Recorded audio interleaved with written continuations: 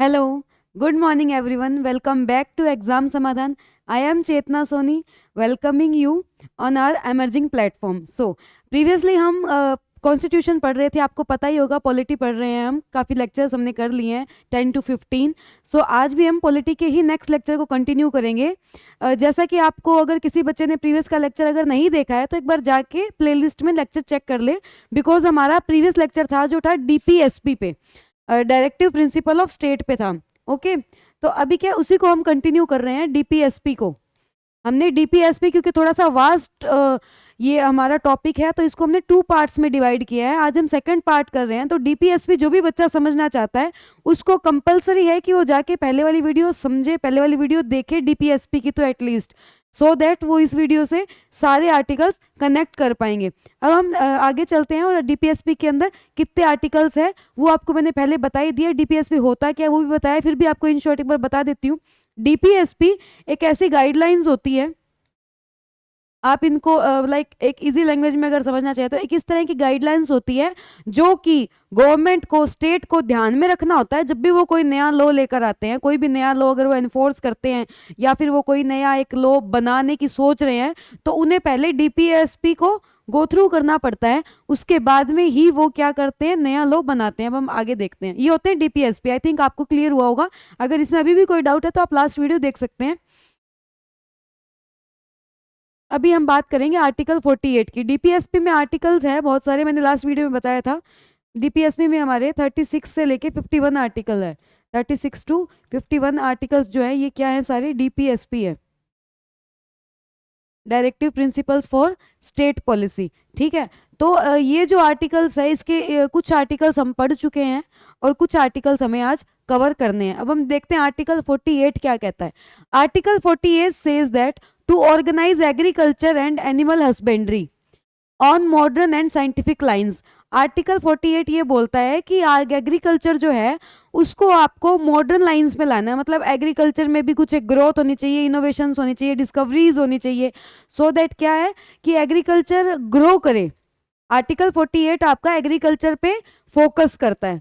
आगे हम देखते हैं जो ये इसका फर्स्ट पार्ट है, इसमें ये भी बोलता है कि एग्रीकल्चर में, जैसे आपको पता होगा, सब्सिडीज मिलती है एग्रीकल्चर के अंदर, KCCs होती है, सब्सिडीज होती है. तो इसके लिए जो भी अगर एग्रीकल्चर के लिए इन फ्यूचर में कोई लॉ बनता है, कोई भी लॉ बनता है, तो उसको इस आर्टिकल के अकॉर्डिंग बनाना पड़ेगा. मतलब ये बेस है ना, आप समझिए. हमारा कानून क्या कहता है कि आप बेसिक डॉक्ट्रिन को कभी चेंज नहीं कर सकते, आप मॉडिफिकेशन कर सकते हो, लेकिन ऐसा नहीं है कि आप बेस ही खत्म कर दो, बिल्कुल उल्टा ही कर दो. मैंने प्रीवियस वीडियो में भी आपको बताया. तो आर्टिकल 48 बोलता है, फिर से बताती हूँ, to organise agriculture and animal husbandry on modern and scientific lines. ये किसका थॉट था, ये लिबरल एंड इंटेलेक्चुअल्स का थॉट था. ये उस DPSP में आता है. आपको मैंने पहले भी 3 कैटेगरी बताई थी, तो ये हमारा 3rd कैटेगरी में आता है. लाइक टू प्रोवाइड सब्सिडीज, ये आपको एग्जाम्पल बताया कि सब्सिडी प्रोवाइड करना. अब जैसे एनिमल हस्बेंड्रीज होती है, वहाँ पर भी बहुत सारी फैसिलिटी है, सब्सिडीज है. तो ये सब काम होता है हमारा मॉडर्न, एक तरह से इसको एक मॉडर्न साइंटिफिक लाइन से कनेक्ट करने का. अब हम सेकंड पार्ट देखते हैं. To promote the slaughter of calves and there and the other, यहाँ पे आएगा other, and the other milch and draught cattle and to improve their breeds. अब ये क्या बोलता है कि सेकंड जो हमारा आर्टिकल का पार्ट है वो ये बोलता है कि ये जो स्लॉटर ऑफ काउज होता है, स्लॉटर ऑफ काउज क्या होता है कि जो गाय को काट कर गाय का मांस खाते हैं, स्लॉटर ऑफ गाउज को बोलते हैं गायों की हत्या करना. तो स्लॉटर ऑफ जो काउज है उसको बंद करना है. गाय की जो हत्या है उसको हमें बंद करनी है. क्योंकि अब इसका रीजन क्या है, अब जैसे कि और भी बहुत सारे पशु खाए जाते हैं, लाइक आपने देखा होगा मटन वगैरह, इस तरह के पशु लोग खाते हैं, लेकिन उसके ऊपर इतना बैन नहीं है, उसके ऊपर कोई बैन नहीं है. गाय है उसके ऊपर क्यों है, उसके ऊपर बैन का रीजन है कि क्या है, वो मिल्च एनिमल है, वो क्या है, हमें दूध प्रोवाइड करते हैं, तो वो हमारे लिए एक रिसोर्स है. अब क्या है, अगर हम लाइक गायों की हत्या कर देंगे अगर हम, तो क्या होगा कि जो काल्स है या फिर जो ये ब्रीड है वो क्या आगे नहीं बढ़ेगी. तो हमें क्या इसकी ब्रीड को इम्प्रूव करना रहता है. तो गाय की जो हत्या होती है उस पर हमें क्या है प्रॉपरली बैन लगाना. आपने देखा होगा कि गाय की हत्या पे कितने सारे कानून है. स्लॉटर ऑफ काउ जो है वो क्या बैन है एक तरह से प्रॉपरली. आप किसी भी गाय की हत्या नहीं कर सकते on the basis of commercial basis के लिए, जैसे कि बिजनेस होता है लोगों का, तो वो आप नहीं कर सकते. और गाय की हत्या नहीं करेंगे तो आप जो गाय के काल्स है, बछड़े हैं, उनकी भी हत्या नहीं कर सकते, बिकॉज कोई भी गाय दूध कब देगी, जब उसका बच्चा होगा। तो आप बछड़े की, गाय की, या फिर ऐसे ड्रॉट एनिमल। अब ड्रॉट एनिमल क्या होते हैं? ड्रॉट कैटल वो होते हैं जो खेती में मदद करते हैं, जैसे कि बैल हो गया, जैसे कि आप हल चलाते हैं, तो वो उस तरह के जो एनिमल हैं उनकी आप हत्या नहीं कर सकते। ये इस आर्टिकल में बताया गया है। और आपको फोकस किस चीज़ पे करना है? गवर्नमेंट को फोकस क्या करना है कि उनकी ब्रीड में इंप्रूवमेंट हो। ठीक है, अब हम देखते हैं नेक्स्ट। इसमें क्या केस स्टडी है। अगर आपको स्लॉटर ऑफ काउस, गाय की हत्या के बारे में और आर्टिकल 48 के बारे में डीपली पढ़ना है, तो एक केस है हमारा, जो क्या है, Bihar government versus Harif Qureshi. Bihar government versus Harif Qureshi. ये क्या था? इनका बिजनेस था, स्लॉटर ऑफ काउस का इनका बिजनेस था, जिसके अगेंस्ट बिहार गवर्नमेंट ने पिटिशंस फाइल की थी। ये पूरा केस है। ये सारे केस स्टडी हम नेक्स्ट टाइम में करेंगे, जब हम क्वेश्चन एंड आंसर करेंगे कॉन्स्टिट्यूशन से रिलेटेड। तो सबसे पहले हम केस स्टडीज करेंगे कि यूपीएससी में पूछे जाते हैं कि ये केस स्टडी बताओ, तो आपको सारे केस स्टडी भी कराए जाएंगे, आपको सारे क्वेश्चन आंसर भी कराए जाएंगे। तो ये केस स्टडी हम डीपली करेंगे। लेकिन फिर भी अगर आपको इसमें थोड़ा बहुत भी ऐसे होना कि अट्रैक्शन है, इंटरेस्ट है कि स्लॉटर ऑफ काउस इतना इंपॉर्टेंट क्यों है टॉपिक, तो आप इस केस को पढ़ सकते हैं, ऑनलाइन अवेलेबल है। अब हम नेक्स्ट देखते हैं article 46। Article 46 promote education and economic interest of SC ST and the weakers. Article 46 बोलता है कि एजुकेशन मिलनी चाहिए और इकोनॉमिक भी वो लोग स्टेबल होने चाहिए। कौन लोग? SC कास्ट जो है, शेड्यूल ट्राइब्स जो है, और जो वीकर सेक्शन है, उसको प्रमोट करने के लिए, उसकी एजुकेशन को और उसकी इकोनॉमिक इंटरेस्ट को प्रमोट करने के लिए आर्टिकल 46 बात करता है। अब हम बात करते हैं आर्टिकल 45 की। आर्टिकल 45 ये बोलता है till 14 years of age education is free. 14 years तक जो है एजुकेशन बच्चे की फ्री होनी चाहिए, गवर्नमेंट कोई चार्ज नहीं करना चाहिए, ऐसा DPSP बोलता है। आगे क्या है? After 1950 it is forced in article 21A। जैसा कि आपको पहले भी बताया गया था कि 21A क्या बोलता है कि राइट टू एजुकेशन है सबके पास, राइट टू एजुकेशन है। ये बाद में ऐड किया गया था, ये भी मैंने आपको बताया था, कॉन्स्टिट्यूशनल अमेंडमेंट के तहत इसको ऐड किया गया था। अब क्या है, बाकी DPSP तो क्या है कि एनफोर्सेबल नहीं है, लेकिन ये वाला जो आर्टिकल है, this is a special, this is special enforceable article. Right to education become fundamental right. पहले क्या बना था ये DPSP, उसके बाद में क्या हो गया था, ये एक फंडामेंटल राइट बन गया था, एनफोर्सेबल आर्टिकल बन गया था। अब हम आगे बात करते हैं। आफ्टर 10 ईयर्स ऑफ कॉन्स्टिट्यूशन, जैसे ही कॉन्स्टिट्यूशन बना था 1950 में, 1960 में क्या है, 10 ईयर्स के बाद में ये जो आर्टिकल है वो एनफोर्सेबल बन गया था। अब हम नेक्स्ट देखते हैं, नेक्स्ट हम बात करते हैं। नेक्स्ट इसमें भी क्या है ना, एक केस स्टडी है, मोहिनी जैन केस है, 1992 का केस है। और इस केस को अगर आपको पढ़ना है तो आप हमारे साथ बने रहिए, इन फ्यूचर हम सारी केस स्टडी ब्रीफली करेंगे, ठीक है। और जो ये आपका फंडामेंटल राइट में ऐड कैसे किया गया था, जैसा मैंने आपको बताया कि जो कॉन्स्टिट्यूशनल अमेंडमेंट के तहत ऐड किया था, 86th अमेंडमेंट हुआ था, उसके तहत ये ऐड किया गया था। और भी ये आर्टिकल 45 और क्या बोलता है कि जो बच्चे 6 to 14 ईयर के हैं उनको तो फ्री एजुकेशन मिलनी चाहिए, और जो बच्चे 0 to 6 ईयर्स के हैं ना, उनको स्पेशल चाइल्ड केयर प्रोवाइड करनी चाहिए हर गवर्नमेंट को। जैसे आप देखते हैं आंगनवाड़ी होते हैं हर शहर में, हर स्टेट में अलग अलग लेवल के आंगनवाड़ी होते हैं, कहीं पे बहुत ही अच्छी फैसिलिटी है, कहीं पे थोड़ी कम है, वो तो स्टेट के इकोनॉमिक इंटरेस्ट के अकॉर्डिंग है। ये मैंने आपको पहले भी बताया था कि आप ऐसी कोई डिमांड नहीं कर सकते जिससे क्या है कि स्टेट की फाइनेंशियल स्टेबिलिटी ना हो, इतनी कैपेसिटी होगी स्टेट की, वो उतना ही आपको प्रोवाइड कर पाएंगे फैसिलिटी। यही DPSP कहता है। अगर DPSP एनफोर्सेबल होता तब आप एकदम इसको सुप्रीम कोर्ट तक जा सकते थे, लेकिन अब आप नहीं जा सकते हैं, तो स्टेट अपने अकॉर्डिंग अपना बेस्ट करता है। अब हम नेक्स्ट देखते हैं। नेक्स्ट है आर्टिकल 44 यूनिफॉर्म सिविल कोड। अब यूनिफॉर्म सिविल कोड क्या होता है पहले आप वो समझिए। This means that all section of the society irrespective of their religion, all section of society, जितने भी हमारी सोसाइटी में समुदाय हैं वो सब इररिस्पेक्टिव ऑफ देयर रिलीजन, कि उनका रिलीजन क्या, धर्म से आप मतलब उनका धर्म आप मत छेड़िए, किसी भी धर्म का हो सकता है, हर एक को बराबर रखते हुए बी ट्रीटेड इक्वली, सबको क्या आपको बराबर ट्रीट करना है, according to national civil code which shall be applicable to all uniformly. They cover area like marriage, divorce, maintenance, inheritance, adoption and succession of the property, it is based on the promise that there is no connection between religion and the modern civilization। अब इसका मतलब क्या है statement का, आप इसको easy तरीके से समझिए।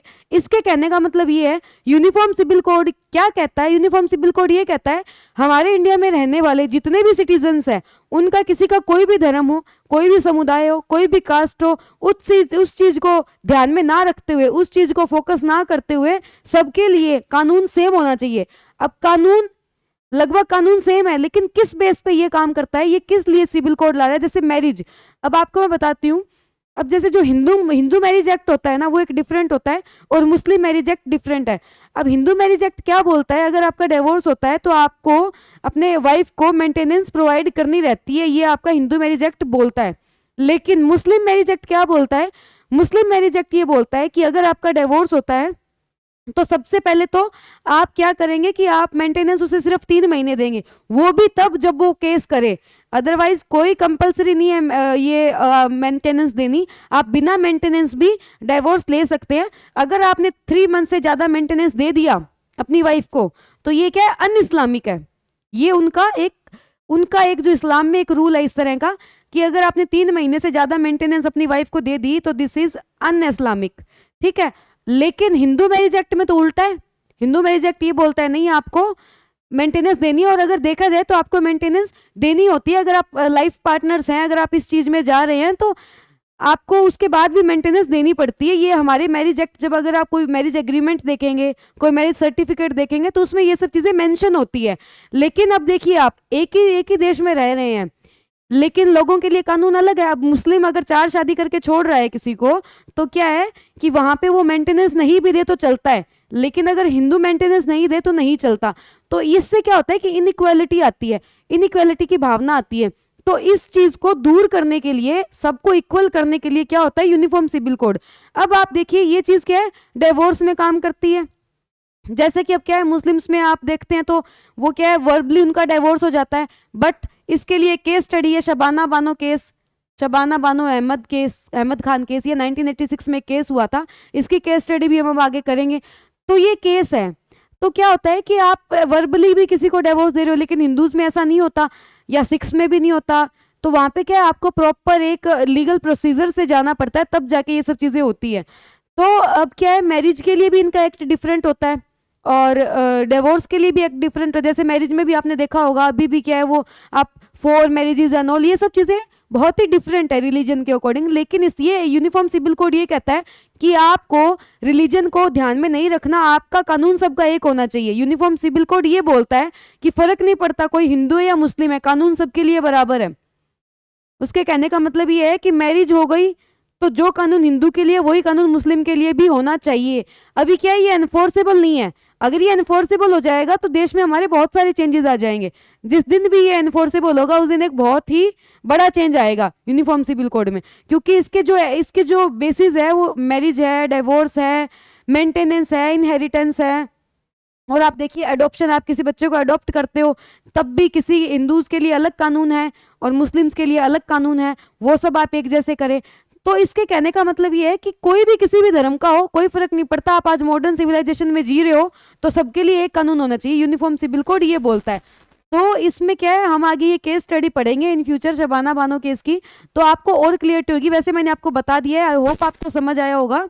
और क्या रहता है कि आगे का हम इसमें पढ़ते हैं, state shall endeavour to secure uniform civil code. State को क्या पूर्णतः प्रयास करना चाहिए कि वो यूनिफॉर्म सिविल कोड सिक्योर करे, यूनिफॉर्म सिविल कोड रखे। इसका मतलब ये हुआ कि आपके यहाँ पे जितने भी लोग हैं, मैं फिर से वही चीज रिपीट करूंगी, सबके लिए आप सेम कोड रखें, सेम कोड पे काम होना चाहिए। मतलब एक कोड है, आप समझ लीजिए कि 2 नाम का एक कोड है, तो वो 2 है ना, वो हिंदूज पे भी लागू होना चाहिए, मुस्लिम्स पे भी। अभी ये एनफोर्सेबल नहीं है, अगर इन फ्यूचर एनफोर्सेबल होता है तो बहुत सारे चेंजेस आएंगे। अब हम आगे देखते हैं। आगे है आर्टिकल 48A। आर्टिकल 48 आपने पढ़ा होगा अभी, जस्ट पीछे आपने आर्टिकल 48 पढ़ा था, आपको मैं दिखाती हूँ। आर्टिकल 48 क्या बोलता है, to organise animal husbandry and slaughter of cows, ये सब क्या आर्टिकल 48 बोलता है। अब आर्टिकल 48A क्या बोलता है ये हम देखेंगे। आर्टिकल 48 बोलता है protection and improvement of environment. अब आप दोनों को कनेक्ट करना, आर्टिकल 48 तो बोल रहा है कि वाइल्ड लाइक कि एनिमल्स को प्रोटेक्ट करो, एनिमल हस्बेंड्री को प्रोटेक्ट करो, काउज को प्रोटेक्ट करो, ये सब चीजें क्या बोलता है, 48 बोलता है, 48A क्या बोलता है, एनवायरमेंट को प्रोटेक्ट करो। तो आपको ये दोनों बहुत इजीली याद हो जाएंगे, एक दूसरे के भाई बहन है ये। 48 क्या है, 48A का भाई है। तो दोनों क्या भाई बहन है, क्योंकि वो बात कर रहा है एनिमल्स की और ये बात कर रहा है एनवायरमेंट की, तो आपको इजीली याद होने चाहिए। Environment and safeguarding of forest, इसमें यही बताया गया है कि आपको क्या करना है, कि स्टेट को क्या करना चाहिए, फॉरेस्ट जो है उनको सेफ गार्ड करना चाहिए, वहां पर हमारी जो प्रजातियां रह रही है, जो वाइल्ड लाइफ रह रही है, उनको भी सेफ गार्ड करना चाहिए। ये स्टेट की ड्यूटी है। आपने देखा होगा कि एक वन विभाग एक क्षेत्र होता है कि नहीं, ये वन विभाग के अंदर है, तो वो सब क्या है, वो सेंट्रल गवर्नमेंट थोड़ी कंट्रोल कर रही है, वो हमारी स्टेट गवर्नमेंट कंट्रोल कर रही है। तो उसके लिए जो लॉ बनते हैं वो डीपीएसपी के अकॉर्डिंग बनते हैं, पहले डीपीएसपी को गो थ्रू किया जाता है, उसके बाद में ही वो लॉ बनते हैं। अब आगे क्या बोलता है, दिस इज एडिड बाय, ये पहले था नहीं। जो भी ऐसे एक्ट होंगे ना, आपको मैं बता देती हूँ, 48A 14A ऐसा है नहीं है 14A तो, लेकिन अगर है तो मैं आपको बता दूं, जो भी इस तरह से होंगे ना, like 2A 3B 3C 4D, इस तरह से ये जो एक्ट है ना, ये होता है ये होता है क्लोज। क्या होता है, क्लोज। तो ये क्लोज क्या है, बाद में ऐड किए जाते हैं अमेंडमेंट के थ्रू। किसके थ्रू, अमेंडमेंट के थ्रू। अमेंडमेंट आपको पता ही है कि चेंजेस करना, कुछ ऐड करना या फिर कुछ माइनस करना, होता है अमेंड करना। ठीक है, this is added by constitutional amendment act 1976 on the basis of environment protection act. Environment protection act आपको पता होगा, हमारे पास एक गवर्नमेंट के पास एक एक्ट है, जैसे हिंदू मैरिज एक्ट हो गया, तो ये प्रॉपर एक एक्ट है। तो इसी तरह से एनवायरमेंट प्रोटेक्शन एक एक्ट है, कानून है। ठीक है, और क्या, फॉरेस्ट प्रोटेक्शन एक्ट, और क्या, वाइल्ड लाइफ प्रोटेक्शन एक्ट। ये तो आपने पढ़ा होगा, वाइल्ड लाइफ सेंचुरीज जब हम पढ़ते हैं, जब भी हम किसी भी अगर आगे हम जब ज्योग्राफी पढ़ेंगे तो सबसे ज्यादा ये आएगा आपके पास, wildlife protection act.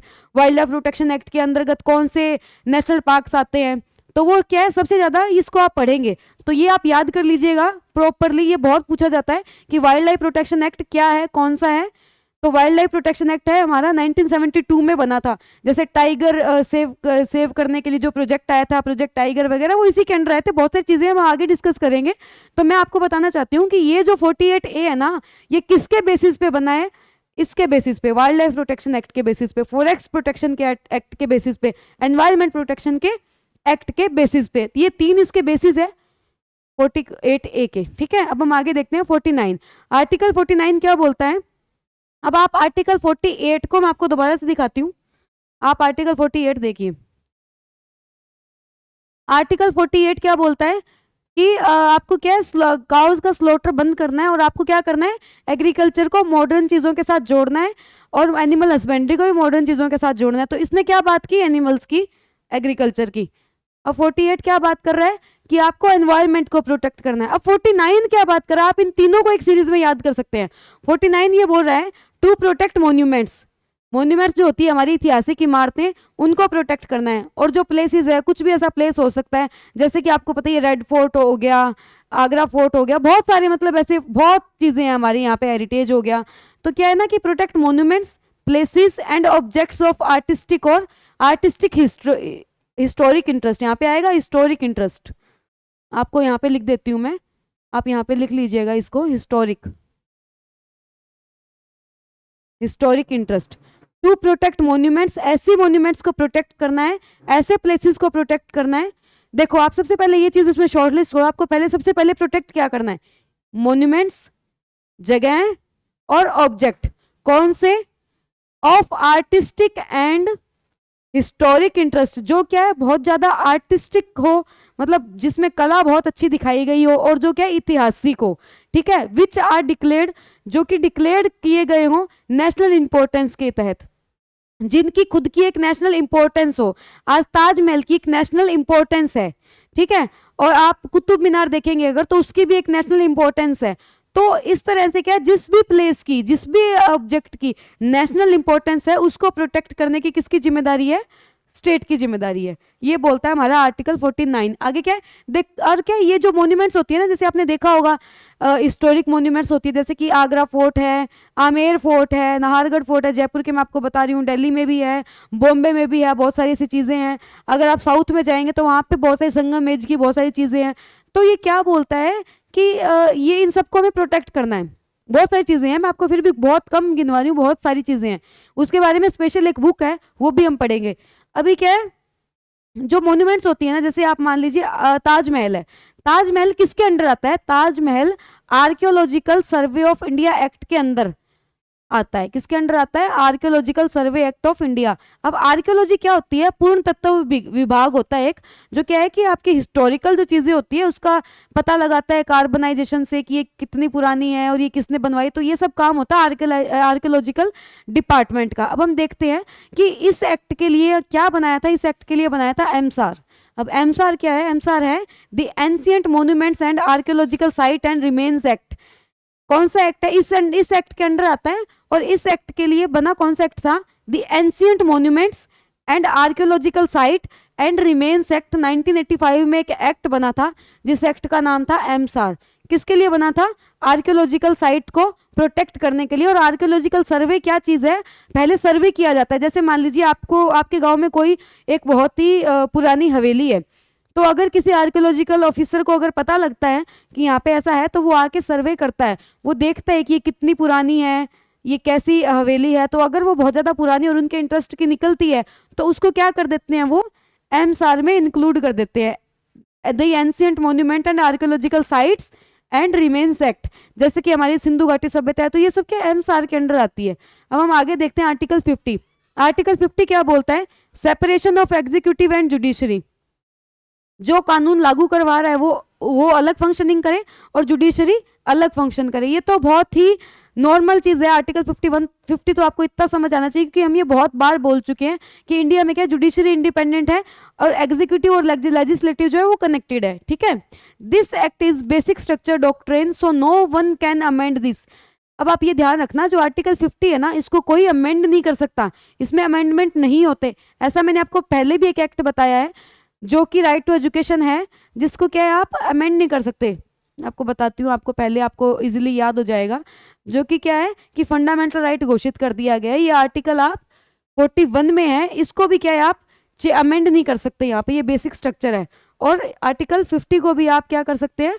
Amend नहीं कर सकते। ठीक है, क्योंकि अगर आप जुडिशरी और एग्जीक्यूटिव को एक साथ कर देंगे तब तो न्याय हमारे देश में होगा ही नहीं। तो न्याय को कायम रखने के लिए हमें क्या करना है? हमें इन सबको सेपरेट रखना ही है। और ऑन द बेसिस ऑफ कोई भी इसको अमेंड नहीं कर सकता है, ना पार्लियामेंट ना कोई और। ये एक्ट जो है ऐसा ही रहेगा, सेपरेशन ऑफ एग्जीक्यूटिव और जुडिशरी। एग्जीक्यूटिव हमेशा अलग काम करेगी, जुडिशरी हमेशा अलग काम करेगी। ये एकदम फिक्स्ड है, no one can amend this. आगे क्या है? On the basis of legal and illegal, CrPC. अब क्या ये सीआरपीसी है? एक्ट है हमारा सीआरपीसी 1917। डीएमसार, यहाँ पे आपको लिखना है डीएम, जो डिस्ट्रिक्ट मजिस्ट्रेट होते हैं, DM are no more have right for judgements.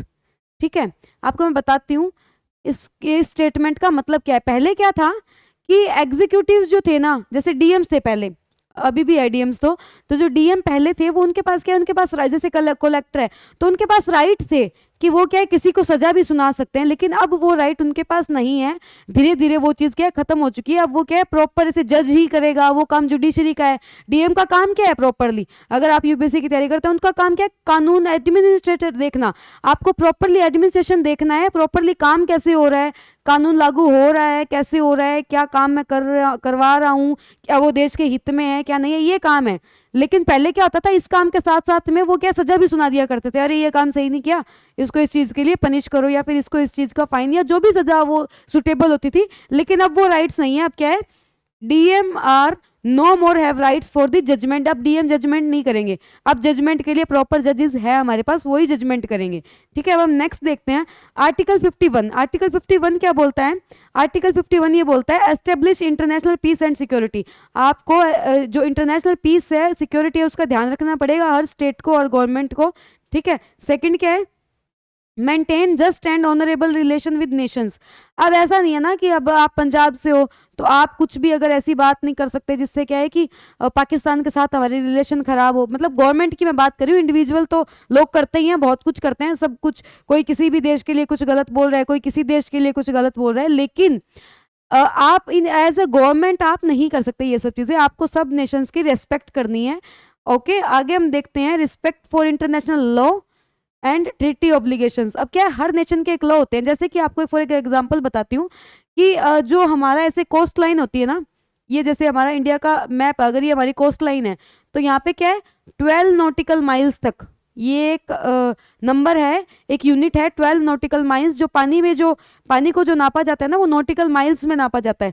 तो 12 नॉटिकल माइल्स तक जो बाउंड्री होती है वो एक हमारे नेशन की है अगर, तो जैसे हम 13 में घुसेंगे ना तो दूसरे नेशन के पास चली जाती है। तो ये वहाँ पे उनके एक लॉ होगा कि आप यहाँ पे नहीं आ सकते, और अगर आ सकते हैं तो किस बेसिस पे आ सकते हैं। जैसे अब इंडियन ओशन में भी अगर कोई बाहर की कोई शिप चल रही है किसी देश की, तो वो हमारे लॉज को फॉलो कर रही है, हमारी जो भी उनसे ट्रीटी होती है, जो भी कोई समझौता होता है तो उसको वो फॉलो कर रही है, ठीक है। तो हर समझौते का रिस्पेक्ट करना है, हर एक ट्रीटी का रिस्पेक्ट करना है। अब हम नेक्स्ट चलते हैं, encourage settlement of international distribute by arbitrations. अब क्या है, अगर कोई भी डिस्ट्रीब्यूट होता है, कोई भी डिस्प्यूट्स होते हैं, कोई भी ऐसा प्रॉब्लम होती है कि भाई हमारे यहाँ पे ऐसा कोई हमें लाइक प्रॉब्लम हो रही है साथ रहने में, हमें साथ काम करने में प्रॉब्लम हो रही है, स्टेट की बात हो रही है और इंटरनेशनली ये बात हो रही है, encourage settlement of international disputes. अब आप देखिए बाउंड्री पे, अब हमारा जो नॉर्थ वेस्ट फ्रंटियर है पाकिस्तान है, तो वहाँ पे राजस्थान है, गुजरात है, पंजाब है, हिमाचल है, जम्मू है। तो जहाँ भी ये सब स्टेट है ना, तो इनको कोई भी अगर प्रॉब्लम हो रही है ना, तो क्या करना है, इनको समझौते से आपस में एक अच्छा समझौता करके इनको रिलेशंस को पीसफुली मेंटेन रखना है।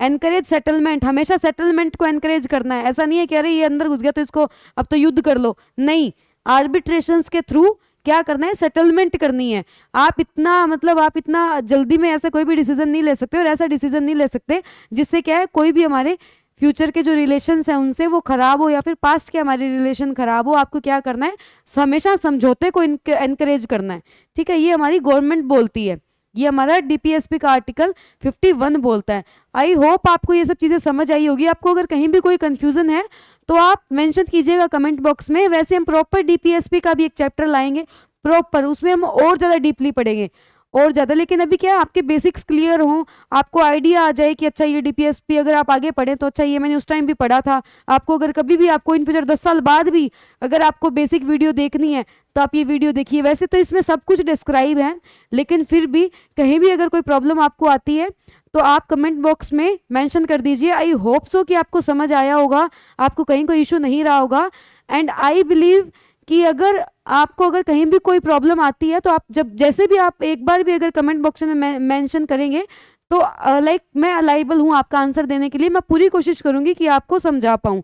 ओके, आपको ये जो पीडीएफ है ये एग्जाम समाधान चैनल पे मिल जाएगी, प्रॉपर पीडीएफ आपको मिलेगी, आप उससे डाउनलोड कीजिए। आप अपने प्रॉपर नोट्स बनाइए, जैसे मैंने आपको कल भी समझाया था कि आपको नोट्स कैसे बनाने हैं, और प्रीवियस वीडियोस देखिए ताकि क्या ये डीपीएसपी को आप कनेक्ट कर पाओ। ओके, और आप एग्जाम समाधान को ज़्यादा से ज़्यादा लाइक करें, शेयर करें, सब्सक्राइब करें। थैंक यू सो मच, मिलते हैं अगले वीडियो में। Thank you.